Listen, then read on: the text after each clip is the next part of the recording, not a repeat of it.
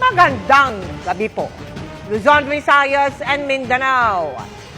Milyong-milyong miyembro ng Iglesia ni Cristo o INC ang nagtipon sa iba't ibang panig ng bansa para sa tinawag nitong Rally for Peace. Wala umano itong halong politika ayon sa INC na nauna na ring nagsabing pagsuporta ito sa pahayag ni Pangulong Bongbong Marcos laban sa pag-impeach kay Vice President Sara Duterte. Dinaluhan din ng ilang mambabatas at mga kaalyado ng mga Duterte ang isa sa mga pagtitipon.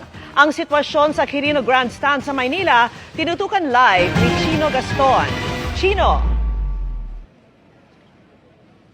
Mel, Emil, Vicky, sa huling tala ng pulisya, umabot sa mahigit 1.5 million ang crowd estimate sa National Peace Rally ng Iglesia ni Cristo dito sa lungsod ng Maynila.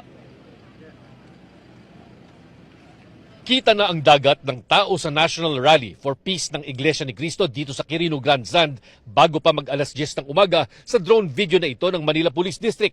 Pagsapit ng alas 11 ng umaga, lalo pang dumami ang tao sa drone video na ito mula naman sa INC. Ang National Rally for Peace ay nauna ng inanunsyo ng pamunuan ng INC noong Disyembre bilang suporta raw sa pahayag ni Pangulong Bongbong Marcos na hindi siya sang-ayon sa impeachment na isinusulong laban kay Vice President Sara Duterte.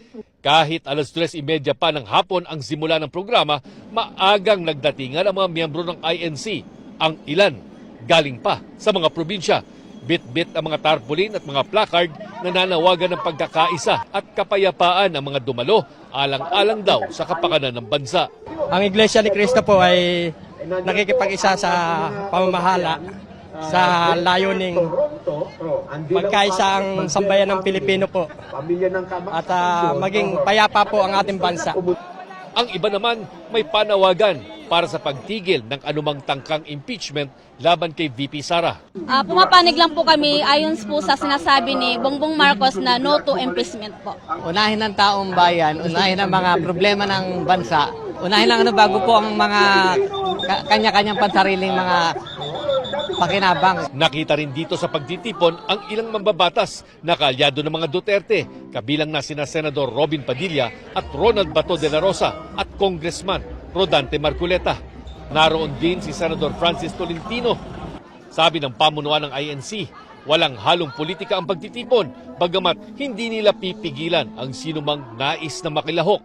Dahil sa pagtitipon, walang pasok sa eskwela at mga opisina sa lungsod ng Maynila, Pasay at Quezon City ngayong araw. Ilang kalsada rin sa Maynila ang isinara. Mula Espanya Boulevard, tukod na ang traffic mag-alas 9 ng umaga dahil sa dami ng mga sasakyan papunta sa Quirino Grandstand. Pinayagan ng mga bus at sasakyan na mag-park sa gilid ng kalsada hanggang sa pagtawid ng Quiapo Bridge at sa panulukan ng Rojas Boulevard. Bukod sa mga tauhan ng MMDA, Manila City Hall, PNP, PCG at AFP, nangasiwa din sa traffic at kaayusan ang sariling volunteers ng INC. May mga volunteer emergency medical personnel din at libreng pamigay ng mga tubig at pagkain. 5,000 pulis mula sa NCRPO, Region 3 at 4 ang naideploy sa mga lansangan sa Quirino Grandstand, sa Liwasang Bonifacio at maging sa Mendiola Bridge. Sinasabing isa ito sa maimpluwensyang grupo kapag eleksyon sa Pilipinas ang pinag-uusapan dahil sa sinasabing block voting o umano ng grupo at pag-endorso ng mga susuportahang kandidato.